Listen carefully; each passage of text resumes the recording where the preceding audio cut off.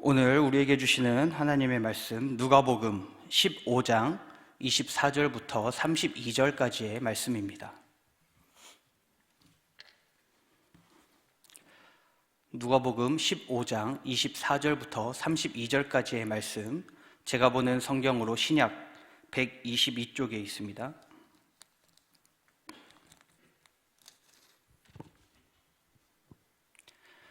한 절씩 교독하시고 마지막 절은 합독하도록 하겠습니다. 이 내 아들은 죽었다가 다시 살아났으며 내가 잃었다가 다시 얻었노라 하니 그들이 즐거워하더라. 맏아들은 밭에 있다가 돌아와 집에 가까이 왔을 때에 풍악과 춤추는 소리를 듣고 한 종을 불러 이 무슨 일인가 물은데 대답하되 당신의 동생이 돌아왔음에 당신의 아버지가 건강한 그를 다시 맞아들이게 됨으로 인하여 살진 송아지를 잡았나이다 하니 그가 노하여 들어가고자 하지 아니하거늘 아버지가 나와서 권한대. 아버지께 대답하여 이르되 내가 여러 해 아버지를 섬겨 명을 어김이 없거늘 내게는 염소 새끼라도 주어 나와 내 벗으로 즐기게 하신 일이 없더니 아버지의 살림을 창녀들과 함께 삼켜버린 이 아들이 돌아오매 이를 위하여 살찐 송아지를 잡으셨나이다. 아버지가 이르되 예 너는 항상 나와 함께 있으니 내 것이 다 내 것이로되. 같이 읽겠습니다. 이 내 동생은 죽었다가 살아났으며 내가 잃었다가 얻었기로 우리가 즐거워하고 기뻐하는 것이 마땅하다 하니라. 아멘. 얼마 전에 종영된 드라마 슬기로운 의사생활 시즌2가 있었습니다. 제가 참 재밌게 본 드라마 중에 하나인데요. 이 드라마 중간에 기본 메인 스토리와는 상관없이 중간에 나오는 이야기 하나가 있습니다. 무엇이냐면 이 병원 이야기죠.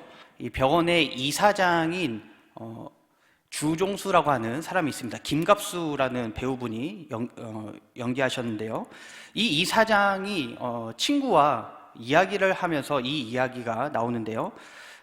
이사장의 아들이요 해외에서 오랫동안 생활을 했습니다. 그리고 몇 달 만에 한국에 들어와서 아버지를 만났고 그 아버지와 이야기를 하는데 아버지에게 이렇게 이야기합니다. 아버지, 지금 좀 몸 건강하실 때 재산 정리하시고 그 유산 저한테 이제 다 주시죠? 이렇게 이야기를 합니다. 이 아들은요, 그 받은 유산으로요, 친구들과 함께 개인 병원을 차리려고 했던 것이죠. 처음 이 말을 들은 이 이사장이 너무 마음이 상하고 아프고 또 괘씸하고 그래서 서운하고 이랬지만 처음에 이 요구를 거절했습니다. 당연하겠죠. 괘씸한데 어떻게 이 요구를 받아들이겠습니까? 거절하고 연락도 안 하고. 그런데 아들 역시도 똑같이 아버지가 그렇게 거절하니까 열이 나고 화가 나서 아버지와 연락도 안 하고 손주들을 보여주지도 않고 그렇게 합니다. 그렇게 시간이 지나자 한참 지나서 아버지가 어떻게 했을까요? 이 이사장이 결국에 자기의 모든 재산을 다시 팔아서 처분해서 아들에게 물려줍니다. 아버지는 이 유산을 요구하는 이 아들, 처음엔 괘씸하고 했는데요. 자기와 이야기하는 친구에게 이렇게 말을 합니다. 처음에는 아들이 그렇게 말하는 게 너무 서운하고 괘씸했는데 그래도 아들 얼굴 못 보고 손주 얼굴 못 보는 게 너무 힘들더라고. 그래서 다 처분했어. 네. 오늘 읽은 말씀 앞부분, 오늘 본문의 이 말씀 앞부분의 내용이 이 사건과 비슷한 내용이 등장합니다. 우리가 아주 잘 아는 내용이시죠. 잃어버린 아들을 되찾은 아버지의 비유입니다. 성경이 개역개정으로 바뀌면서요, 이 성경 안에 제목들이 있습니다. 그 제목들이 이렇게 바뀌었습니다. 잃은 아들을 되찾은 아버지 비유, 이렇게 변했는데요. 개역개정으로 바뀌기 전 성경을 혹시 집에 가지고 계시다면 한번 찾아보시기 바랍니다. 이 비유의 제목이 개역개정으로 바뀌기 전에는 탕자의 비유라고 되어 있습니다. 왜냐하면요, 예수님이 하신 비유를 들으면요, 이 탕자가 너무나 부각되는 것처럼 느껴지기 때문에 그렇습니다. 그러니까 초점이요, 이 집 나간 둘째 아들에게 너무 포커스가 맞춰져 있습니다. 아마 지금도 우리들이 이 비유를 읽을 때면 요 둘째 아들, 아버지 재산을 받아다가 타국에 가서 허랑방탕하게 사용하고 다시 돌아온 이 아들에게 지금까지도 초점이 맞춰져 있는 우리 성도님들이 아마 계실 수도 있습니다. 그런데 오늘 이 개역개정에서 붙여준 이 제목이요, 우리의 초점을요, 그 둘째 아들에서 아버지에게로 시선을 옮기게끔 만들고 있습니다. 잃은 아들을 되찾은 아버지. 우리가 이 초점을 맞춰야 하는 게 이제 아들에서 아버지로 옮겨와야 하는 것이죠. 그리고 아버지의 이 끝이 없는 사랑과 그런 아버지를 떠나는, 아버지를 멀리하는 이 아들, 이 둘의 관계를 오늘 말씀이 우리에게 보여주고 있는 것입니다. 이 비유가 이렇게 시작합니다. 두 아들이, 어떤 사람에게 두 아들이 있습니다. 그리고 그 아들 중에 둘째 아들이 앞에 말한 이 드라마의 내용처럼 아버지에게, 아버지 유산을 정리해서 그 나에게 돌아올 분깃을 주십시오. 재산 정리해서 저에게 주세요. 이렇게 요청합니다.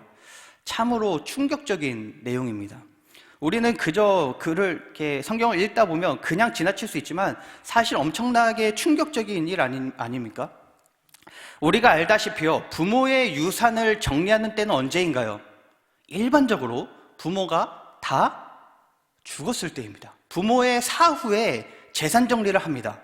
물론 그 전에도 우리는 정리할 수 있어요. 앞서 말한 이 드라마의 내용처럼 앞서 정리하고 재산을 줄 수 있습니다. 하지만 일반적으로는 부모가 죽고 난 다음에 재산 정리가 됩니다. 그런데 둘째 아들은 지금 현재 이 재산을 달라고 하는 것이죠.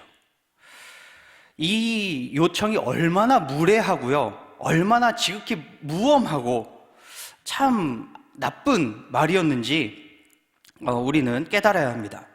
아버지가 살아계시는데도 불구하고 유산을 정리해서 달라. 이것은 무슨 말이냐면 나에게 더 이상 아버지는 필요 없다라는 것입니다. 아버지와 나의 관계는 여기서 끝이라는 거예요. 더 이상 아버지와 나의 관계를 아버지와 나라는 것으로 엮으려고 하지 말라는 것입니다. 더 이상 아버지의 권위 아래, 아버지의 전통 아래에, 아버지의 법 아래에 내가 있기 싫다라는 것이죠. 요즘에도 간혹 이런 가정이 있을 수도 있습니다.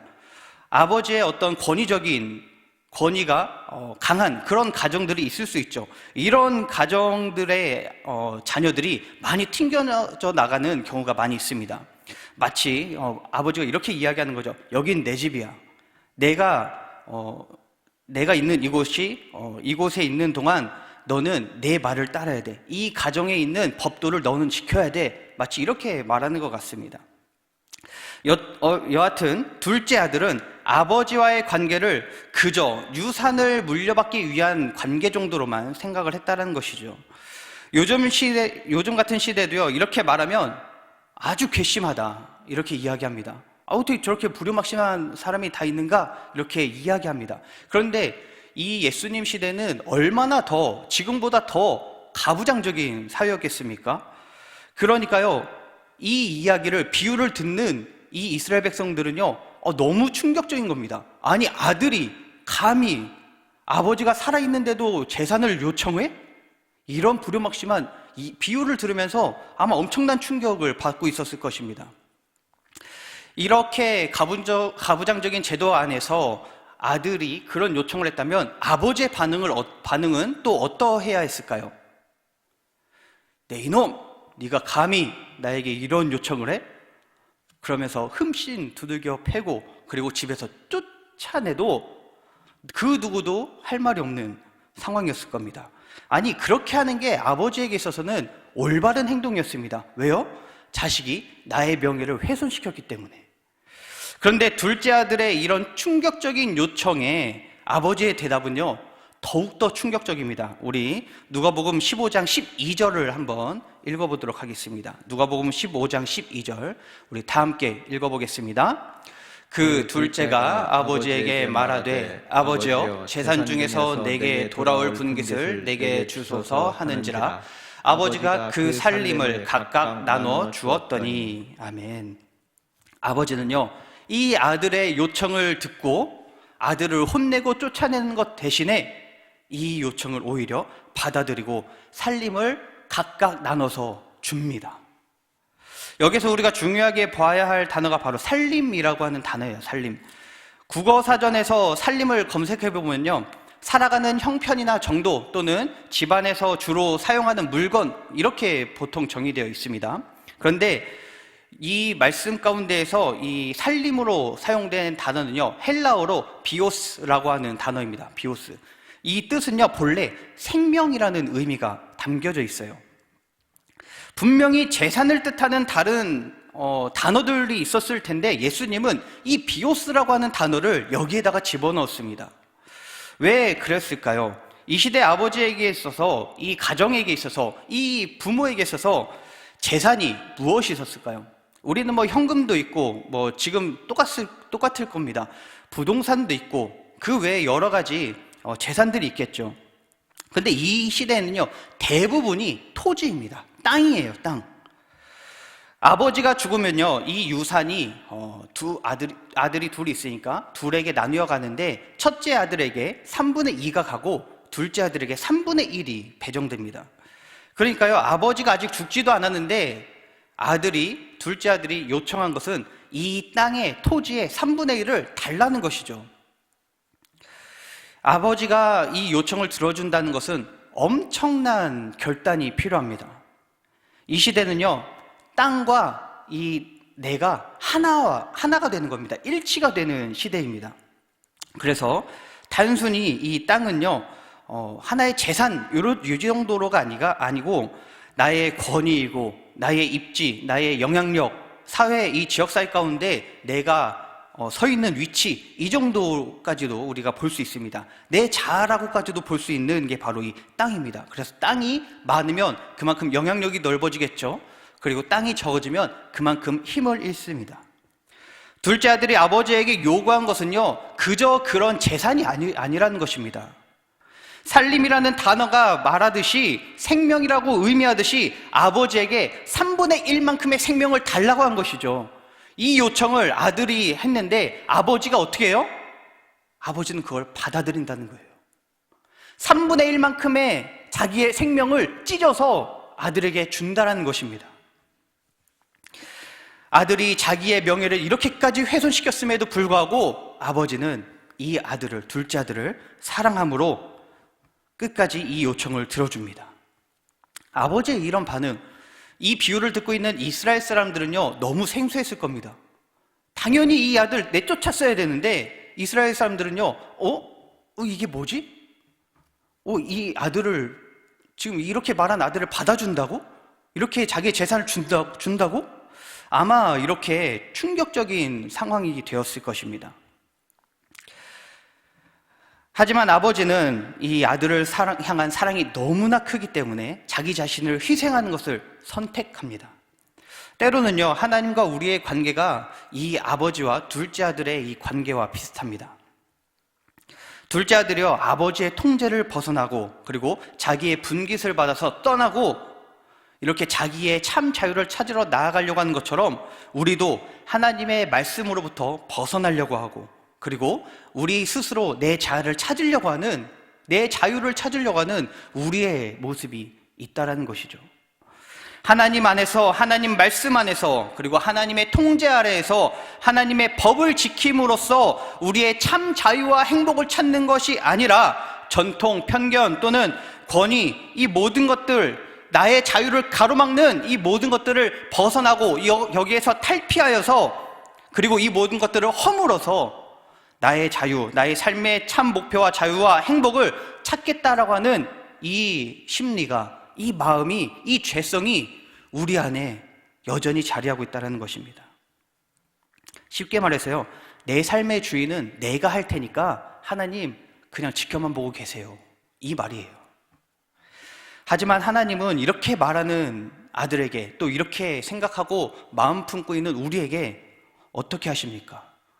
이 말을 강압적으로 묵살하시지 않고요, 오히려 아들을 측은히 여기시듯 우리를 불쌍히 여기시고 측은히 여기시고 오히려 사랑하십니다.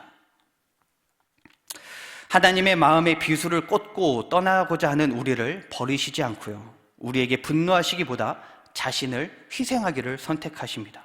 그리고 우리가 돌아오기를 끊임없이 기다리고 계시죠. 우리가 어느 상황에 어떠한 마음으로 있든지 우리를 포기하지 않으시고 여전히 사랑하시고 우리가 돌아오기를 기다리시는 이 하나님을 날마다 바라보며 나아가기를 간절히 바랍니다. 이제 예수님의 이 비유가요, 새로운 국면에 들어섭니다.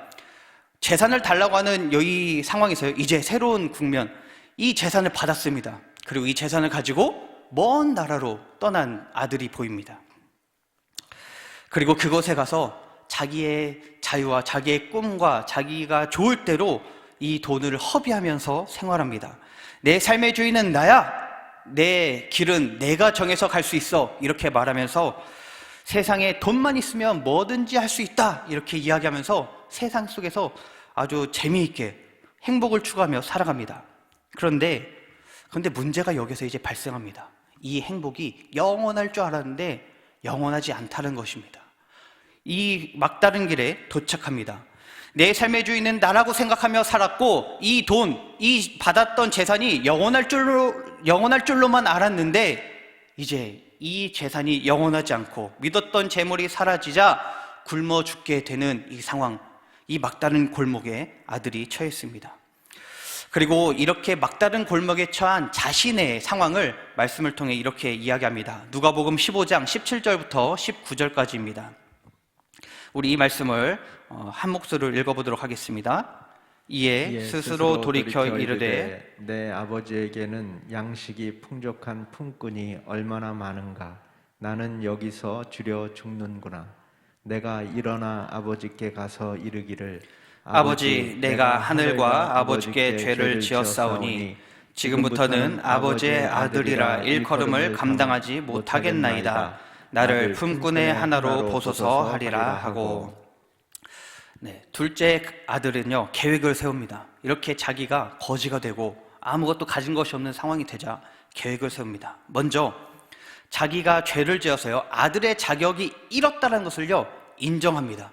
그리고 이것을요 아버지에게 가서 말하려고 하는 것이죠. 그리고 여기서 그치지 않고 나를 아들로 받아주는 것이 아니라 아버지의 품꾼 중 하나로 봐달라고, 그렇게 여겨달라고 요청을 하려고 이렇게 계획을 세웁니다. 그런데요, 이렇게 아버지의 가슴에 비수를 꽂고 떠났다라면, 저라면 염치가 있다라고 하면 저는 아버지에게 못 돌아갈 것 같습니다. 어떻게 해서든 다른 데에서 청소일을 하고 뭘 하고 무엇인가를 어떻게 해서라도 근근히 나 혼자 먹고 살려고 노력을 했을 것인데, 이 둘째 아들은 어떻게 합니까? 아버지에게로 가는 것을 택합니다. 그래도 조금의 양심은 있는지 아들로 여겨달라고 하지 않고 종 중에 하나, 그렇게 종으로 봐달라고 요청을 하겠다, 이렇게 마음먹고 있죠. 둘째 아들은요, 이 대사를 수도 없이 연습했을 것입니다. 내가 아버지에게 내가 죄를 범했으니까 아버지 용서해 주세요. 나를 아버지의 아들로 보지 마시고 나를 아버지의 종 중에 하나로 여겨주세요. 아마 이 대사를요 수도 없이 이야기하고 어떻게 해서든 이 말을 매끄럽게 하려고 또 고치고 그리고 표정과 모습과 그리고 행동과 이 말할 때의 이 모든 것들, 이거를요 하나부터 열까지 다 연습하지 않았을까요? 이 아들이 종의 하나로 봐달라고 이야기하는 거는 또 다른 이유가 있습니다. 자기가 그저 먹고 살려고 하는 게 아니라 또 다른 이유가 있는데요. 지금도 그렇지만 우리 지역사회 가운데 우리가 죄를 범하면요, 용서를 구하는 것은 당연하지만 그에 따른 배상을 해야 됩니다. 근데 이 시대에도 똑같아요. 아버지에게 잘못을 했고요, 아버지의 명예를 훼손시키고 아버지를 떠나가고 이렇게 죄를 지은 이 아들은요, 아버지에게 용서를 구함과 동시에 배상도 해야 됩니다. 그런데 둘째 아들은 어디에서도 일을 할 수 있는 상황이 아니었죠. 그곳에 흉년이 들어서요, 그 누구도 이 아들을요 일꾼으로 쓰지 않았을 것입니다. 갈 곳도 없고 잘 곳도 없었을 것입니다. 유일하게 생각나는 곳, 아버지의 집, 그것으로 가게 되었습니다. 그리고 그 당시 규범처럼 용서만으로는 이 모든 게 해결되지 않으니까 배상을 해야 되기 때문에 종이 되겠다라고 하는 겁니다. 종이 되어서 거기에서 벌어들이는 품삯으로 조금이라도 아버지께 빚진 것을 갚아 나아가겠다, 이렇게 생각을 하고 있다는 것이죠. 이렇게 계획을 하고 그리고 귀향길로 갑니다. 귀향길에 오른 이 둘째 아들, 저 멀리서부터 아들이 걸어오고 있습니다. 그리고 저 멀리서 걸어오는 아들을 아버지가 발견합니다. 아들이 아버지의 시야에 들어오자 아버지는 어떻게 합니까? 오늘 말씀 보니까요, 아들을 향해서 아버지가 달려나아갑니다. 과거 우리나라도 양반들이 채통을 지킨다고 뛰어다니지 않았습니다. 뒷짐지고 하면서 걸어 다녔어요. 그러니까 이렇게 가부장적인 제도 아래에 있던 이 가장들은 이런 게 채통 이런 것들이 중요시 여겼는데, 아버지의 모습이 어떻습니까? 이 아버지 열심히 달려갑니다. 그 아들을 보자요, 죽을 힘을 다해서 뛰어갑니다. 그리고 이들은 채통을 지키기 위해서요, 이 겉옷을 들쳐서 맨살이 드러나는 것을 싫어합니다. 그렇게 해서는 안 됐습니다. 그런데 아버지 열심히 뛰어가다 보니 당연히 겉옷이 들쳐지고 맨살이 보이고 그런 상황이었겠죠. 그리고 아들에게 달려가서 아들을 끌어안고 입 맞추고, 둘째 아들은요, 아버지 밑에 있는 게 싫어서 아버지의 관습, 이 나라의 인습, 그리고 전통, 아버지가 세우는 법, 이 모든 것들을 벗어나서요, 참 자유를 찾고자 다른 나라에 갔습니다. 그런데요, 그 다른 곳에는요, 참 자유가 없었습니다. 오히려 이 모든 관습, 인습, 전통, 이 모든 것을요 깨버린 사람은 아들이 아니라 아버지였습니다. 이 당시에 가지고 있었던 사회적 통념과 이 모든 것들을 깨버린 게 바로 아버지예요. 뛰어가면 안 되는데 그것을 뛰어가고요, 이 속살이 보이면 안 되는데 뛰어가면서 그 속살이 보이는 걸 개의치 않고요, 자기의 유산을 줘선 안 되는데, 그리고 이 요구를 한 아들을 반쯤 어떻게든 혼내서 내쫓아야 되는데 오히려 사랑으로 보듬고요, 이 모든 관습을 다, 전통을 다 깨버린 게 바로 아버지입니다. 이런 아버지의 반응에 아들은 깜짝 놀랐을 것입니다. 그래도 아버지의 반응에 당황은 했지만 그래도 자기가 할 말은 해야 되겠기에, 왜요? 여기에서 품꾼으로 어떻게든 일해야 되니까 이렇게 말을 하려고 합니다. 열심히 연습한 대사를 외웁니다. 아버지, 내가 아버지께 죄를 범했으니 나를 용서해 주시고 아버지의 아들이라 일컫지 마시고, 이렇게 이야기하는 중간에 아버지는요 아들의 말을 막습니다. 아니, 막는 것도 아니에요. 듣지도 않는 것 같습니다. 너는 말해라, 나는 내 할 일 할 테니. 그러면서 종에게 얼른 가서 가장 좋은 옷을 가지고 와서 내 아들에게 입혀라. 그리고 가릅질을 끼워라. 신을 신겨라. 이렇게 종에게 말합니다. 이 집안에서 가장 좋은 옷이라고 하면 누구의 옷일까요? 종의 옷이 가장 좋을까요? 아니면 첫째 아들의 옷이 좋을까요? 아니죠. 아버지의 옷이 제일 좋은 옷이겠죠. 아버지는요, 자기의 아들에게 자기 아버지 자신의 옷을 입힘으로써 아들의 신분을요 회복시켜 주십니다. 너는 더 이상 종이 아니야, 너는 나의 아들이야, 이렇게 회복시키시고요, 반지를 끼워 주심으로요 아들의 권리를 회복시켜 주십니다. 그리고 신발을 신겨 주심으로 아들의 지위를 또한 회복시켜 주십니다. 그러니까 아버지는 이 행동들을 통해서 둘째 아들에게 이렇게 이야기하는 거예요. 아들아, 나는 네가 내 가정에서 이 품꾼으로 일하면서 그 조금 벌어가지고 나에게 이 갚는 것, 이거를 나는 기다릴 수가 없어. 내 힘으로 그리고 이 자격을 얻는 게 아니야. 네가 나의 아들이 되는 것은 내가 그저 너를 아들로 여겨주는 거야. 내가 가지고 있는 이 명예와 지위와 권력과 이 모든 것을 통해서 너의 이 누더기 같은 옷을 벗기고 너의 헐벗은 몸을 감추고 너의 가난과 죄와 괴로움을 내 명예와 내 권위로 너를 덮어줄 거야. 네가 하는 게 아니야. 이렇게 말하고 있는 것이죠.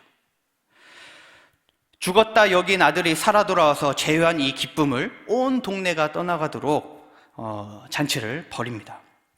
여기에서도 아버지의 사랑이 드러나는 것이죠. 비유의 한 국면마다, 한 장면마다 아버지의 모습이 드러납니다. 첫 번째 장면에서는 유산을 요구하는 못된 참 아들, 둘째 아들의 모습, 그런데 이것을 사랑으로 받아주는 모습, 아버지의 모습. 두 번째 국면은 모든 재물을 탕진하고 아버지께 돌아오지만 이 아들을 여전히 사랑하시는 아버지의 모습. 이런 모습, 이 아들과 아버지의 관계가요 여전히 지금도 우리에게 다시 한번 적용됩니다. 우리는요, 시시때때로 하나님의 울타리에서 벗어나려고 하죠. 그리고 벗어나 있을 때도 있습니다. 그리고 그렇게 벗어나 있는 우리 자신을 때때로 발견하게 됩니다. 그렇게 발견했을 때 우리는 어떻게 합니까? 하나님께 용서를 구하려고 하죠. 근데 어떨 때는요, 이 죄성이 너무 상습적이고요, 회개했다가, 그런데 또 같은 죄를 범했다가, 또 회개했다가, 같은 죄를 범했다가, 이런 것들이 너무 우리 안에 반복되다 보니까요, 우리는 둘째 아들과 같은 마음이 듭니다. 감히 하나님의 아들이라 일컫기도 그렇다. 하나님께 감히 나가서 용서를 구하기도 참 그것마저도 죄송하다. 이런 마음이 우리 안에 있을 수 있습니다. 참 그렇게 나아가기가 부끄러울 때가 있죠. 그런데 하나님은 어떻게 하십니까? 이런 우리의 모습을 보시는 하나님은 바로 이 아버지처럼 반응하십니다. 우리가 열심히 준비한 말, 아버지께 가서, 하나님께 가서 이렇게 회개해야겠다, 이렇게 회개를 하기 전에 우리를 발견한 하나님이요, 우리에게 달려오셔서요, 네가 회개하려고 이곳에 왔구나, 네가 여기에 와서 나를 만나려고 왔구나, 나는 나에게 찾아온 너를 버리지 않을 거야. 나는 지금 네가 이렇게 헐벗어 있고 지금 여기에서 가난과 허덕임과 고통을 받고 있지만, 나는 예수 그리스도의 보혈의 옷을 너에게 입혀줘서 너의 지위를 내가 회복시킬 거야. 너와의 관계를 내가 회복할 거야. 이렇게 말씀하고 계시다라는 것이죠.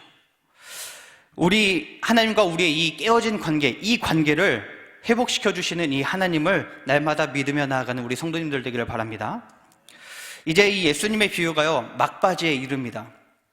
이 비유의 내용이요, 사실 여기서 끝나면 둘째 아들이 돌아오고 관계가 회복되고 잔치 벌이고, 여기서 끝나면 아주 깔끔한 마무리입니다. 그런데 예수님은요, 여기서 끝내지 않으시고 한 발 더 나아가는 것을 보게 됩니다.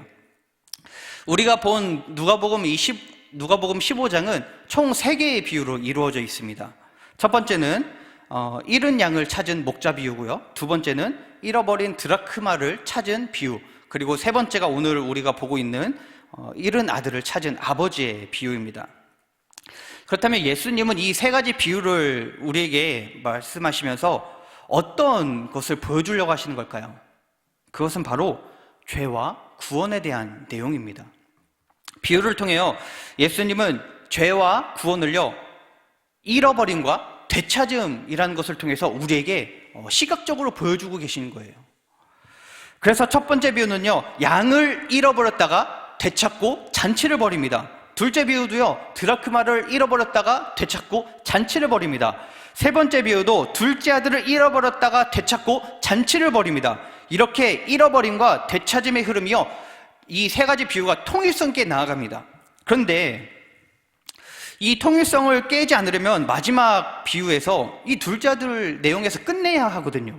그런데 이 가장 좋은 흐름을 끝내지 않고요, 한 발 더 나아가서 첫 번째, 두 번째 비유, 그리고 마지막 세 번째에서 이 둘째 아들의 비유와는 또 다른 하나의 이야기를 넣으시면서 예수님이 이 3가지 비유, 이 비유를 통해서 정말 무슨 이야기를 하려고 하는지, 그리고 이 이야기를 진짜 들어야 하는 사람이 누구인지를 이 마지막 부분에서 밝히고 있다는 겁니다.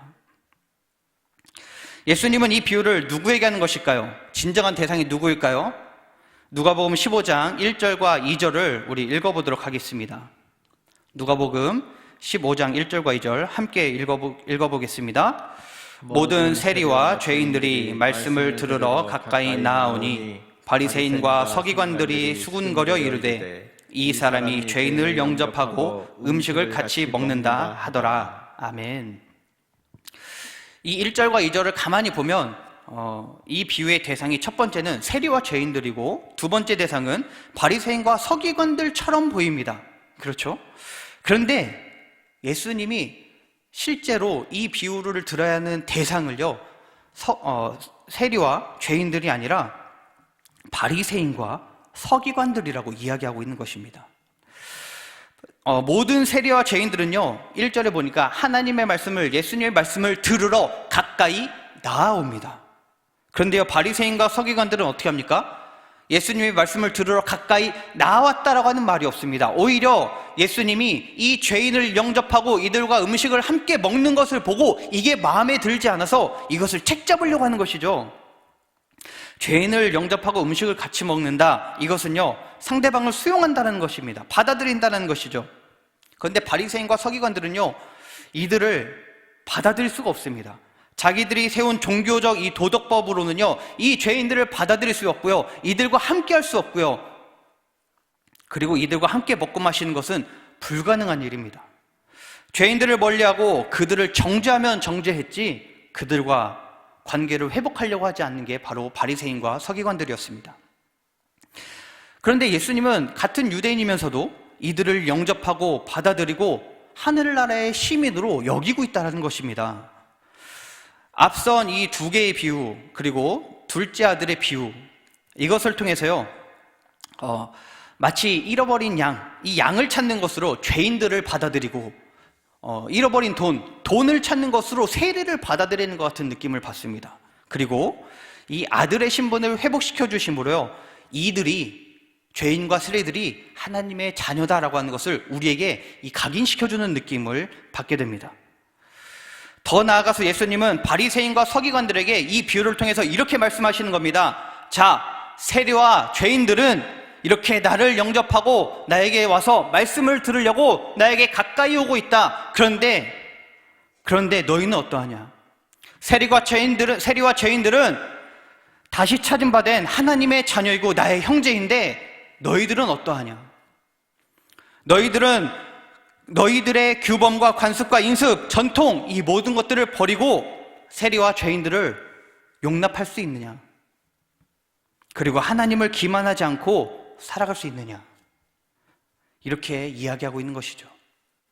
오늘 비유로 다시 한번 돌아가 보겠습니다. 이 비유의 막바지에 새로운 인물이 등장합니다. 바로 맏아들이죠. 이 맏아들이, 첫째 아들이 밖에서 열심히 일을 하고 집에 거의 다 왔는데 집안에서 잔치가 벌어지는 소리가 들립니다. 춤을 추고 풍악이 울리고 막 사람들이 좋아하는 막 웃는 소리가 들립니다. 그리고 종에게 물어보죠. 무슨 일이냐? 종이 당신의 동생이 건강하게 돌아와서 아버지가 이것이 기뻐서 살찐 송아지를 잡고 지금 잔치를 벌이고 있습니다. 이 말을 들은 첫째 아들 어떻게 반응을 합니까? 분노합니다. 분노하고 이 잔치에 참여하지 않습니다. 이 비유에서요 진정으로 잃어버린 아들은 둘째 아들이 아니고 바로 이 첫째 아들입니다. 분노에 차서 잔치에 참여하지 않고 밖에 있는 이 맏아들, 이 아들이 잃어버린 아들입니다. 첫째 아들은요 가만 보면 항상 아버지와 함께 있고 그리고 아버지에게 순종하며 살았을 것입니다. 그런데 이 첫째 아들이 지금 잃어버린 아들이 되었습니다. 철저하게 아버지에게 순종한 이 아들, 아버지와 함께 있었던 이 착한 아들, 왜 잃어버린 아들이 되었을까요? 이 맏아들의 상태를 한번 보겠습니다. 상태를 보면 이 아들이 왜 잃어버린 아들인지 알 수 있습니다. 우리가 일반적으로요 잃어버렸던 동생이 돌아오면 어떤 반응을 보이시겠습니까? 내 동생이 어디 멀리 해외에 나갔다가 실종이 됐습니다. 그런데 몇 개월이 지나서 1년, 2년이 지나서 이 동생이 살아 돌아왔습니다. 이것을 본 우리 성도님들은 어떻게 하겠습니까? 좋아해야죠. 기뻐해야죠. 당연히 돌아온 것이 네가 그래도 무사했구나 이렇게 해야죠. 근데 어떻게 합니까? 이 첫째 아들은 분노하고 있다는 거죠. 왜 분노할까요? 왜? 동생이요 아버지의 재산을 3분의 1을 가지고 나갔죠. 그리고 이것을 다 썼습니다. 우리에게 동생이 있는데 이 동생이 재산 3분의 1 가지고 나가서 잘 살다가 실종됐다가 돌아왔을 경우에도 우리는 아마 기뻐할 거예요. 얘가 그래도 살아 돌아왔구나. 근데 이 말씀 속에 이 형은 어떻습니까? 분노하고 있는데요. 이 3분의 1을 가지고 나갔고 이제 3분의 2 아버지의 재산 남아있는 3분의 2는요 내 겁니다. 내 거. 이 모든 것은 내 겁니다. 이제 그런데 둘째 아들이 돌아오고 아버지가 이 아들을 종으로 생각하는 게 아니라 아들로 신분을 회복시켜 주니까 아들의 권리가 다 살아납니다.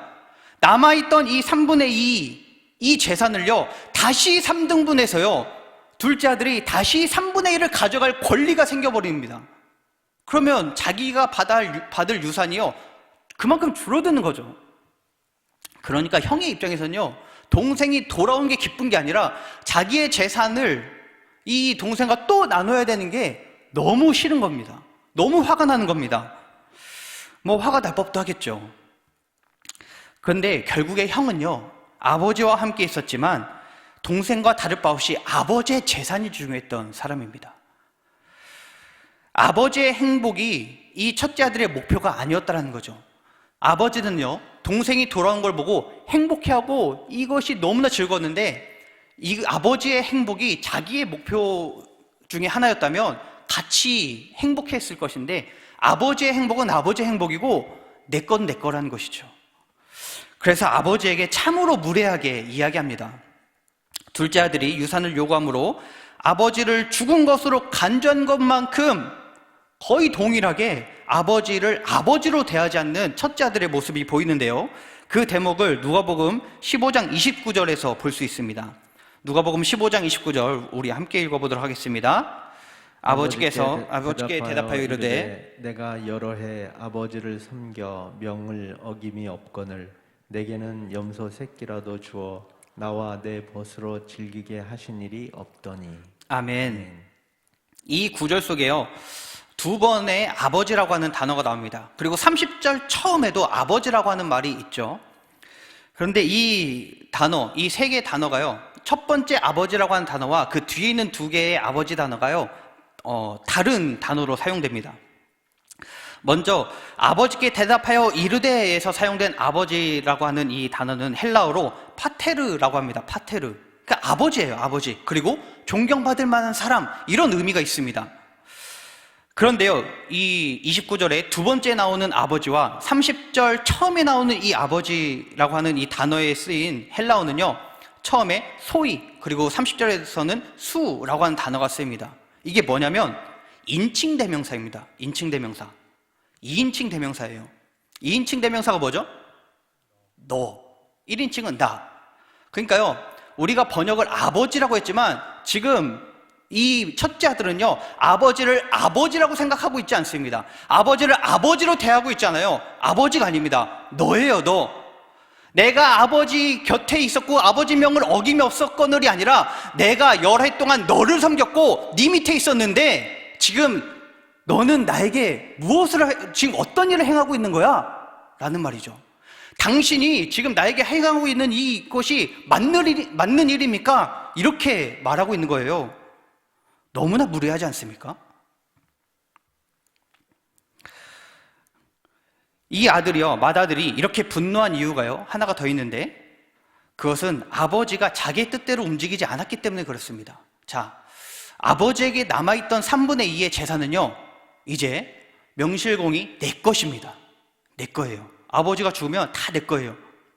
그런데 이 아버지를 떠났다가 다시 돌아온 이 아들을 아버지가 받아주고 잔치를 벌이는데, 이 잔치를 벌이는 일에 사용되는 이 모든 살림이요, 나에게도 권리가 있다는 것입니다. 이것을 사용하는데 나도 발 하나 담글 수 있다는 거죠. 그러니까 내가 하지 말라고도 할 수 있다는 거예요. 이렇게 생각을 한다는 거죠. 그러니까 아버지가 나와 전혀 상의 없이, 나와는 상관없이 이렇게 일을 벌이는 게 마음에 들지 않는 겁니다. 자신의 의견을 낼 권리가 있다고 생각을 했는데 그렇게 하지 않으니까 기분이 안 좋은 거죠. 더 쉽게 이야기해 보겠습니다. 우리가요, 하나님의 말씀을 지키고 순종했으니까요, 하나님이 나에게 복을 주고 도움을 주고 기도응답해 주고 행복한 삶을 주실 의무가 있다라고 우리가 생각한다는 것이죠. 내가 아버지 곁에서 여러 해 동안 섬겼으니까 아버지, 이 재산 내 건데 이 정도는 나에게 해주셔야 되는 거 아닙니까? 이 정도 권리를 내가 행사할 수 있도록 해주셔야 되는 거 아닙니까? 이런 의미입니다. 동생의 모습과 형의 모습이요, 가만 보면 참 달라 보이죠. 동생은 모든 것을 가지고 나아갔고요, 형은 아버지 밑에 있었습니다. 참 다른 것 같지만 그 본질은 똑같았습니다. 방식만 다른 것 뿐이었죠. 아버지의 유산이라는 이 목표, 이것은요, 이 두 아들에게 똑같은 것이었습니다. 아버지를 이용하고 있다는 것은 똑같았다라는 것입니다. 여하튼 이 첫째 아들은요, 분노에 차서 잔치에 참여하지 않습니다. 이 모습이 바로 바리새인과 서기관들의 모습입니다. 그리고 동시에 때때로 우리 안에 있는, 우리 내면에 있는 우리의 모습이기도 합니다. 맏아들 같은 경우가요, 솔직히 죄를 깨닫기가 더 어렵습니다. 이 둘째 아들의 경우는요, 우리가 세상에서 막 허랑방탕하게 살다가 이게 잘못됐다라는 걸 깨닫고 돌아올 수 있는 이 기회가 너무나 많고요. 이 돌아오는 게 너무나 수월하게 느껴질 수 있겠지만, 이 맏아들의 경우는요, 이게 죄인지 아닌지 구분하기가 너무 어렵다라는 거예요. 이게 지금 내가 가지고 있는 생각이, 나의 신앙이 잘된 건지 잘못되고 있는 건지 발견하기가 너무 어렵다는 것입니다. 맏아들의 경우 이 아들이 가지고 있는 이 죄는 무엇이냐면 내가 아버지의 위치에 있겠다는 겁니다. 다시 말하면 내가 하나님의 위치에 올라서겠다라는 거예요. 그래서 이 재산들, 이 모든 것들 내가 내 힘으로, 내 권리로 좌지우지하겠다, 이것입니다. 그리고 하나님이 내 뜻에 움직여야 된다, 이렇게 생각을 하고 있는 것이죠. 피터 셰퍼의 희곡 아마데우스라는 것이 있습니다. 여기에서 안토니오 살리에리라고 하는 이 작곡가가 있어요. 이 작곡가가 이렇게 말합니다. 주여, 저를 위대한 작곡가가 되게 하소서. 사랑하는 하나님이여, 제가 온 세상에서 유명해지고 불멸의 존재가 되게 하소서. 제가 죽은 후에도 제 작품이 사랑받고 제 이름이 영원히 회자되게 하소서. 그 대가로 저는 주께 제 순결과 근면함과 가장 깊은 겸손과 삶 전체를 드리겠습니다. 또한 사람들을 최대한 돕겠습니다. 아멘. 이렇게 말합니다. 이렇게 살리에리가요, 하나님께 맹세를 하고요, 그 맹세를 열심히 지키며 살아갑니다. 여자를 건드리지 않고요, 그리고 많은 음악인들을 무료로 가르치고요, 그리고 빈민들을요 열심을 다해서 돕습니다. 그리고 자기의 길이 뭔가 잘 풀리는 것 같으니까 내가 하나님께 맹세한 이 맹세, 이 약속을 하나님이 잘 이행하고 계시는구나, 이렇게 생각을 합니다. 하나님이 거래 조건을 잘 지키고 있다라고 믿고 있는 것이죠. 그런데 그때 음악적인 재능이요, 이 살리에리보다 훨씬 더 뛰어난 모차르트가 등장합니다. 이 모차르트는요, 오늘 비유 속에 둘째 아들의 모습과 흡사합니다. 이런 모차르트를 보면서 살리에리가 말합니다. 도저히 이해할 수 없습니다. 나는 하나님께 재능을 받을 만한 자격을 갖추려고 내 본능적인 욕망마저도 버리고 다 물리치고 있었는데 왜 모차르트는 약혼까지 한 상태에서 온갖 방종을 일삼는데도 아무런 징계가 없습니까? 왜 그런 겁니까? 결국 살리에리는 하나님께 이렇게 말합니다. 이제부터 당신과 나는 적입니다. 하나님께 이렇게 이야기합니다. 그리고 모차르트를 어떻게 해서든 무너뜨리려고 살리에리가 계략을 씁니다. 이 모습, 오늘 말씀에 형과 동생의 모습과 너무 흡사하지 않습니까? 심지어 이 둘의 모습을요, 간혹가다 우리 안에서 동시에 발견하고 있지 않습니까?